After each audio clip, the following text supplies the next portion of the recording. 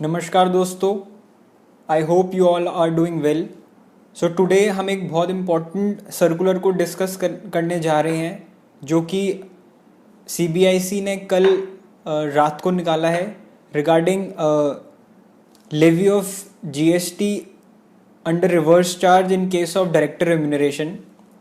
Friends, हम सब जानते हैं कि नोटिफिकेशन नंबर 13/2017 की सीरियल नंबर जो 6 है वो ये कहता है कि services supplied by a director of a company to the body corporate और अ कंपनी, उस केस में जो बॉडी कॉरपोरेट है, जो रिसिपेंट है, उसको रिवर्स चार्ज में जीएसटी जमा कराना पड़ेगा।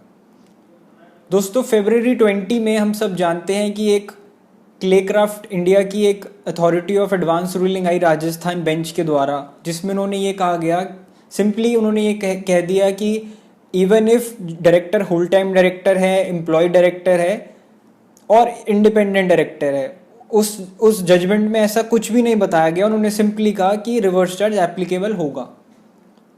ऑल्सो इन 2019 कर्नाटका बेंच ने एक अथॉरिटी ने रूलिंग दी in case of Elcon consulting, उसमें भी सिमिलर व्यू लिया गया। तो कहीं ना कहीं इस वजह से इंडस्ट्री में बहुत क्लेरिफिकेशन की ज़रूरत थी, बहुत इश्यूज आ रहे थे। तो इस सर्कुलर के ज़रिए उन्होंने इस चीज़ को क्लैरिफाई किया गया। मैं बड़े शॉर्ट में इस सर्कुलर को डिस्कस करूँगा। सर्कुलर नंबर 140/10/2020 है, डेटेड 10 जून 2020। आप इस पूरे सर्कुलर को रीड कर सकते हैं। मैं इस वीडियो के बिलो उसका लिंक आ रहा होगा।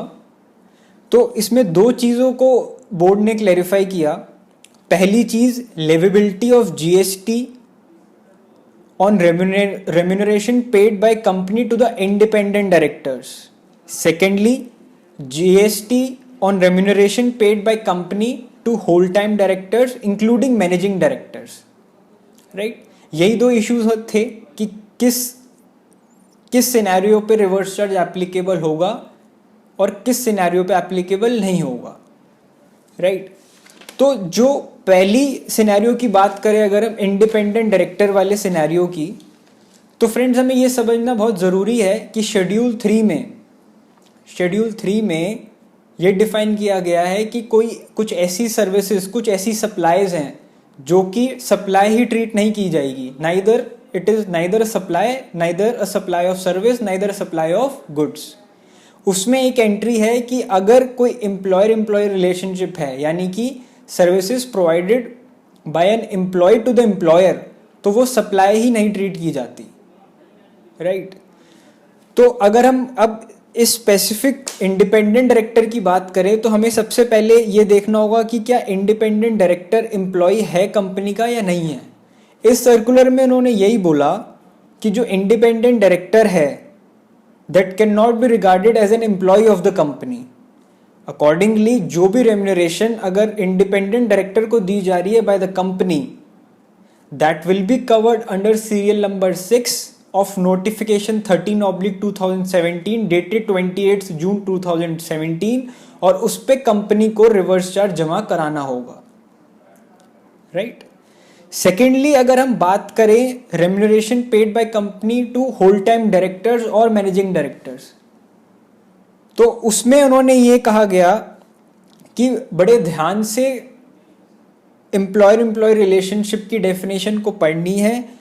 क्या वो कॉन्ट्रैक्ट ऑफ सर्विस है या फिर कॉन्ट्रैक्ट फॉर सर्विस है, ऑफ सर्विस है या फॉर सर्विस है।